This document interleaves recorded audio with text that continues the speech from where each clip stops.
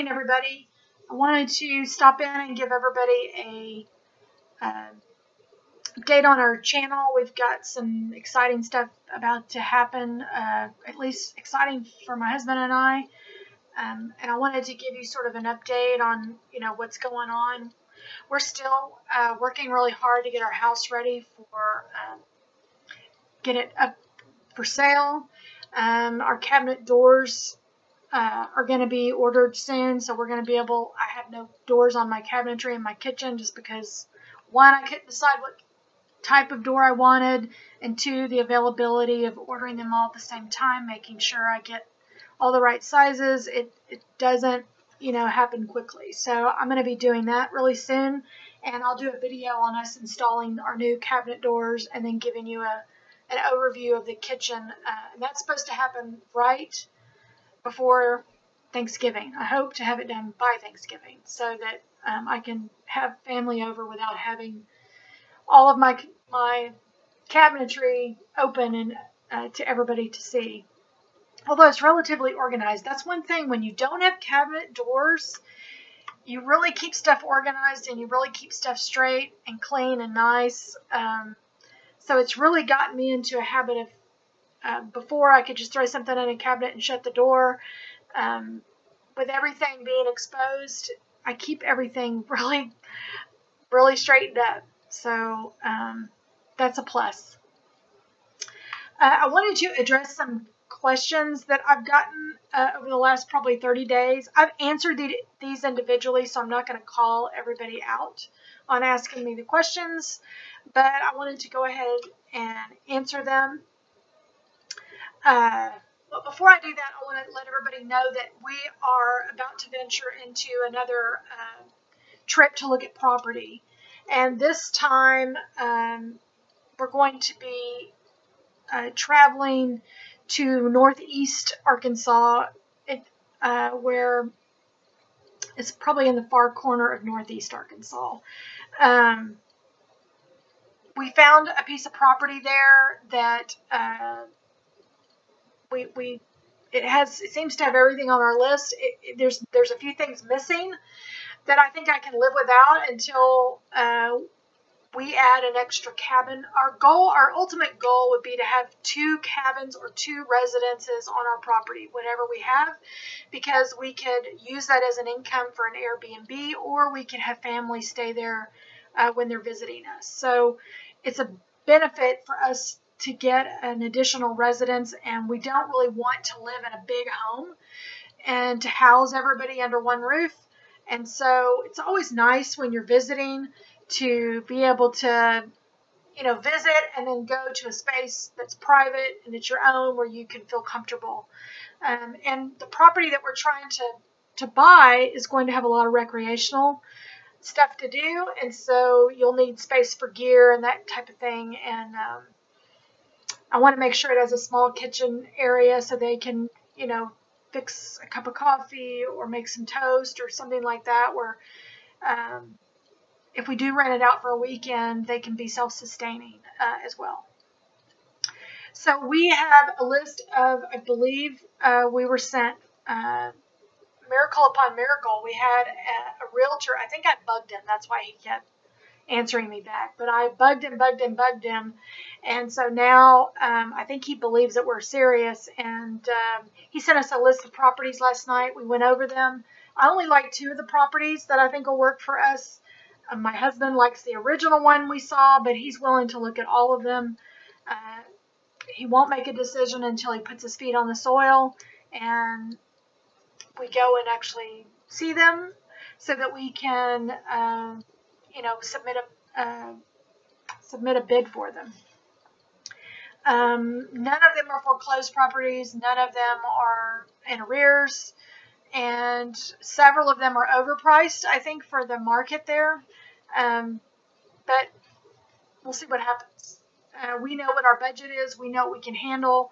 We're not going to be taking a mortgage on any property. We're going to be paying cash and for our land and our house. So it's real important that we do it right, and we make sure that we have a lot of potential to improve the property and make it even more valuable, or we can sustain that value of the property. So those are important for me, important components for that. So we're going to be taking y'all on our trip with us. I'm going to be doing some video, probably not the whole trip because it'll be really boring. There'll be a lot of videos that I'll have to put together, but I'll try to hit all the hot points. This is going to be an interesting trip because we're going to do a little, I think, a little test. We're going to avoid eating out altogether, and I'm going to be packing food. So we may not get a hot meal on our trip. I don't know for sure. We haven't found a place to stay yet. I'm still looking at hotel motel situations. And we're going to be packing all of our own because I truly like to eat organic. Every single time I eat out, I get sick. I haven't, in the last probably 6 months, I don't think there's a time when I've eaten out that I haven't gotten really sick. And I don't know what that is. I don't really know, but I just feel safer eating my own food. So we're going to be doing, we're going to be packing up coolers with waters and sandwiches and salads, and we're going to keep a thermometer in there to make sure our food is safe. We're going to have lots of ice, and we're going to go probably in my husband's Ford F-150, so we're going to have enough room to pack everything. This is going to be a dress-down trip. We're going to go in our jeans and T-shirts, so we're not going to be dressing up. We're a homestead looking for land. So there's a chance that you might see me with no makeup. I don't know. We'll see. Okay, so we're going to be doing that. We're also going to have some surprises along the way in the trip. We might make some stops, and we might see some people that maybe you know. I don't know. We'll see how the trip goes. And as far as weather and traffic and timing. This is my husband's birthday weekend. This is going to be a fun trip for us. He's turning 49. And so we're going to go have a fun trip and spend some alone time together and really talk about and get a feel about, all of our plans. We're going to have a lot of time to spend together. Hopefully that's okay. Goes well. We've been married, January will be 8 years, so we've spent a lot of time together. And we've taken trips together, so I anticipate a good trip. We usually have a lot of fun traveling and looking at stuff. We have the same interests, so I anticipate it to be good. I'm hoping that nobody gets sick. And my son is going to be here with our dogs to stay here in our house, so our dogs are taken care of, and the little bit of garden that I have is watered. That's important. Okay, so on to the questions, so I don't make this video really long. Someone sent me an email that said, why do you call yourself a homesteader and you're not living off the land? I've never called myself a homesteader. I've said that we're wanting to become homesteaders and that my YouTube channel is a part of that journey. It's living in the city and the suburban area. We're making the transition from urban or suburban to rural property. My husband has already done this before. He had 6 acres out in a town outside of Dallas. It's a rural area. He's already lived down a dirt road.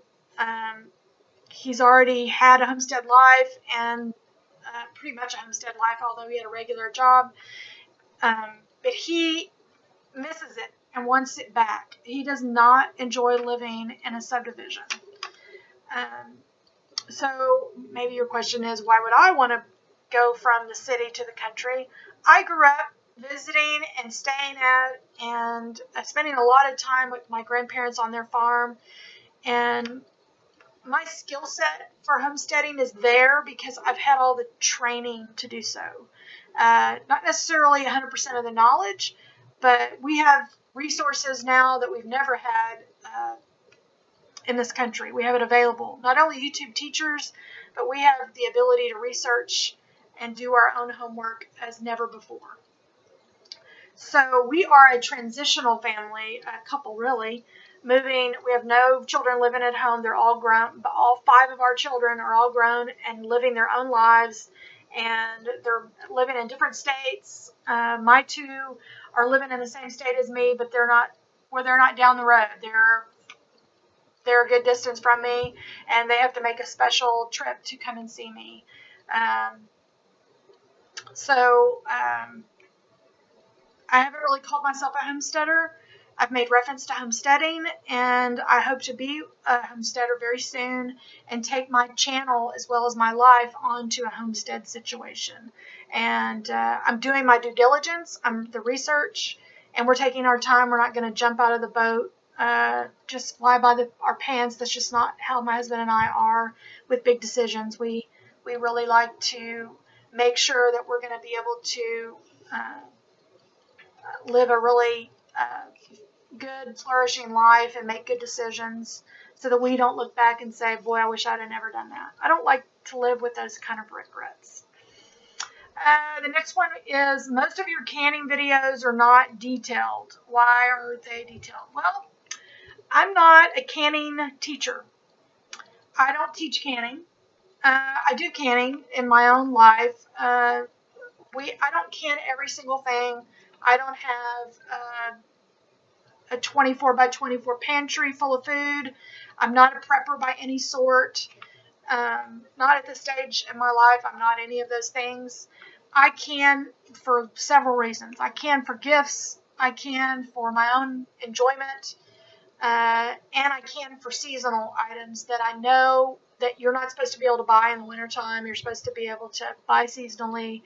And that's really the traditional way of doing food. So, and I want to keep my skill set because we do intend on doing a lot of canning and seasonal.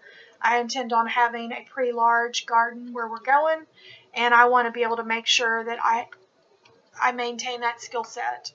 There's some ladies that don't believe that I can, but you're not in my kitchen. I allow a view into the kitchen, but I don't tape every single detail of every step I take. Some of the greatest canners that I have seen on YouTube are Linda's Pantry and Beverly over at R.F. Edgar Homestead. Those are the best canning videos I've come across. So if you're wanting a how-to can, we share. They both subscribe to my channel, and I subscribe to their channel, so I would check them out. They're great ladies, and both of them are what I would consider really skilled at what they do.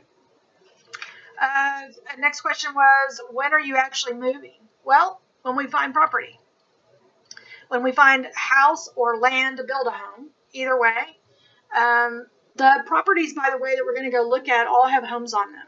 We told the realtor that's not a deal breaker. We can do land without, a home on it. That's fine. We're perfectly capable of building our own home. Or having it built. And then participating in the build, whatever that means. We both have enough energy. We are young enough. We could do it if that's something we needed to do. So we'll be moving once we find property. We put a bid on it, and our home is sold. All the transactions happen, then we'll be moving. And our goal is to be out of this house by the 1st of spring, if not before. What makes you certain you can homestead when you've not grown up on a homestead? Well, certain is a strong word. I'm confident that I can bring all of the skill sets that I've gotten over the last 48 years to a homestead and thrive. I think we have homesteaders are not the 1800s or 1600 homesteaders now. We have a lot more resources. We're going to be a more spoiled homesteader, if I could say that, because, we always have the out. We have a way to travel with automobiles. We have a way to earn money in a variety of ways, whether it's the internet or getting a job, a local job at a local store or a local company. We have the ability to do that now than ever before. So you have more of a chance of success in that area as long as your health is sustainable. You can function, and even if you've injured yourself and you're not able to get a job outside of your home, Most people can find a job very quickly online and be able to function. Let's see. I think that's all the questions that I had, or the ones I'm going to answer today on this video. And looks like the video is now at about 15 minutes, so I'm going to wrap it up. I wanted to read something positive because I want to end with something positive, but I hope you guys will join us for our trip that's coming up this weekend. And I'll be editing and uploading first part of the week, so you're going to want to look for it. Let me get my glasses. Can't see without my glasses. I don't know, over 40. Everybody has readers, don't they? Okay, this is called Not on Marble. A good character is the best tombstone. Those who loved you and were helped by you will remember you when the forget-me-nots are withered away. Carve your name on the hearts and not on marble. And that really tells me that, we need to make a difference in everybody that we come across in our life. Try to bring something positive to them. If you're skilled at something and you know they're not, bring that skill. Give what you love away, and make a dent in this world. Leave something, positive to the world when you leave, so that you've made a difference, that you've left the world a little bit better than you found it, and somebody grateful that they knew you. Just do whatever you can to start and end your day with the goal of helping others, lifting others, and being a benefit to somebody throughout the day. So thank you all for watching, and I will see you next time on the next video. Everybody have a blessed day.